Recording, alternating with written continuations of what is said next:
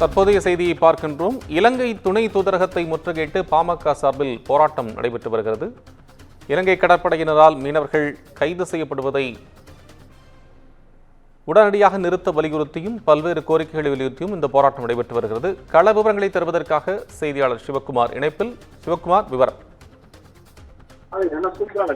வணக்கம்.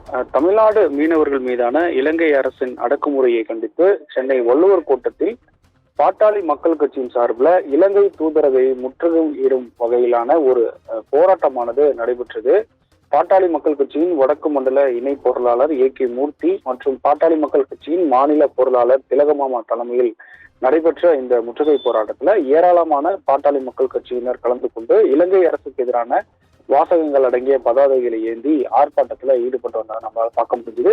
குறிப்பா தமிழகத்தை சேர்ந்த மீனவர்கள் தொடர்ந்து இலங்கை அரசால் கைது செய்யப்பட்ட ஒரு நடவடிக்கையானது மிகவும் ஒரு வருத்தத்துக்குரிய ஒன்று. மேலும் இதுக்கான ஒரு சரியான ஒரு நடவடிக்கை மத்திய மாநில அரசுகள் எடுக்க வேண்டும் உள்ளிட்ட பல்வேறு கோரிக்கைகளை வலியுறுத்தி இந்த ஆர்ப்பாட்டத்தில் ஈடுபட்டவங்க தொடர்ந்து முறையிட்டு இருந்தாங்க.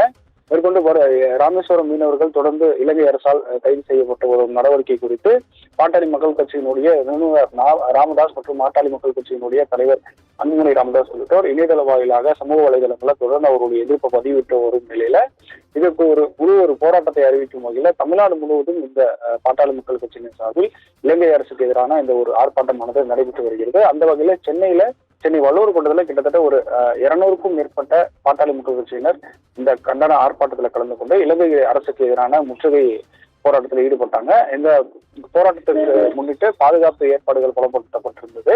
மேற்கொண்டு போராட்டத்திற்கு பிறகு பாட்டாளி மக்கள் கட்சியினர் அவர்களுடைய கோரிக்கைகளை நிறைவேற்றும் வகையில பல்வேறு முழக்கங்களை ஈடுபட்டதை நம்மளால பார்க்க முடியும். உங்கள் அண்மை விவரங்களுக்கு நன்றி.